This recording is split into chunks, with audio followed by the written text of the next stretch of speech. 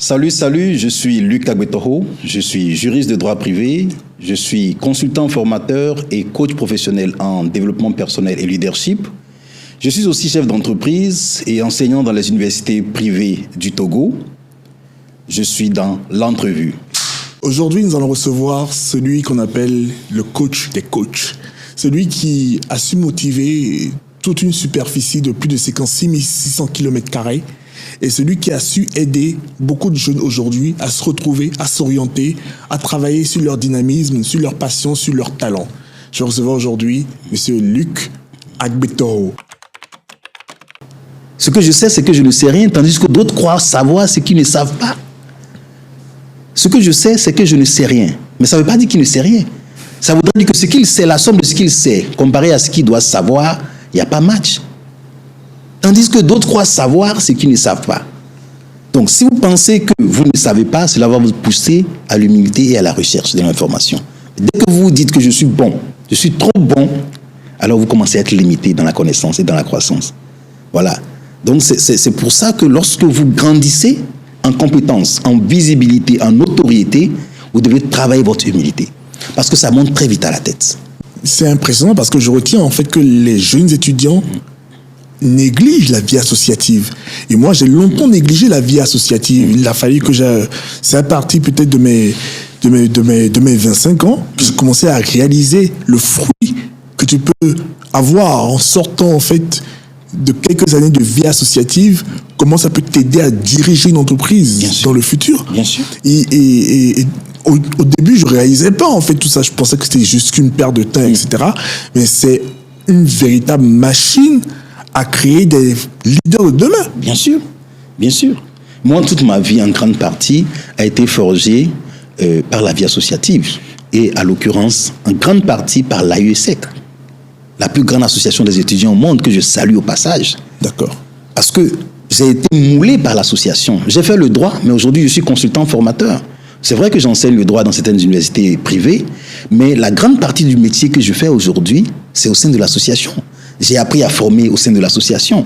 J'allais à des conférences au niveau régional, au niveau international. Je voyais des jeunes parler en public, impressionnés, discuter avec des partenaires. Je dis, mais comment ce jeune de 21 ans a autant de charisme, autant de qualité? J'ai été à une conférence en Asie du Sud-Est sur une île, le Sri Lanka. Mais à la conférence des présidents de l'AESEC, c'est fou. Vous voyez le jeune sud-africain, le jeune japonais, le jeune chinois, le jeune coréen, le jeune ghanéen. Vous dites, mais où est ma place? J'étais pratiquement le plus âgé. Mais physiquement, comme vous voyez, vous ne savez pas. Ok. Alors, je pensais que je savais beaucoup de choses, mais arrivé là-bas, dans le monde international, j'ai compris que j'avais encore du pain sur la planche. Est-ce que c'est un rapport aussi avec, en milieu entrepreneurial, hein, oui, avec la force d'un bon pitch? Lorsque vous avez cette faculté à bien vous exprimer, à bien parler, est-ce que ça peut aider en milieu entrepreneurial à décrocher des marchés lorsque vous maîtrisez justement l'art du pitch? Oui, je dis, vous pouvez manquer de tout, mais ne manquez pas de mots. Vous pouvez manquer de tout dans votre vie. Manquer d'argent, manquer d'amis, manquer de relations, mais ne manquez pas de mots. Parce que la puissance des mots peut vous offrir tout ce dont vous avez besoin. Par les mots, on peut avoir une femme. Par les mots, on peut décrocher un emploi. Par les mots, on peut régler un conflit. Par les mots, on peut soulager des cœurs. Donc, pour un entrepreneur qui sait s'exprimer, mais il devient encore 2 fois plus impressionnant. Déjà, il est le produit et le vendeur du produit. Parce que n'oubliez pas que l'entrepreneur, c'est d'abord son image. C'est l'image de l'entrepreneur qui attire et qui fait garder le client. Parce que le produit, il est là. Mais si l'entrepreneur a une sale image, excusez-moi du terme, si l'entrepreneur ne sait pas s'exprimer, ne sait pas vendre ses produits, il aura du mal à évoluer. Donc, la capacité à faire des pitchs, c'est un must pour un entrepreneur. Savoir vendre. Parce que c'est dommage d'avoir une belle idée d'entreprise. Oui. Un bon projet d'entreprise et d'être incapable de le vendre. On vous donne 10 secondes, 15 secondes, 30 minutes pour parler de votre projet. Vous êtes incapable de placer les mots où il faut. Et quand il le faut, vous ratez des millions, vous ratez des opportunités.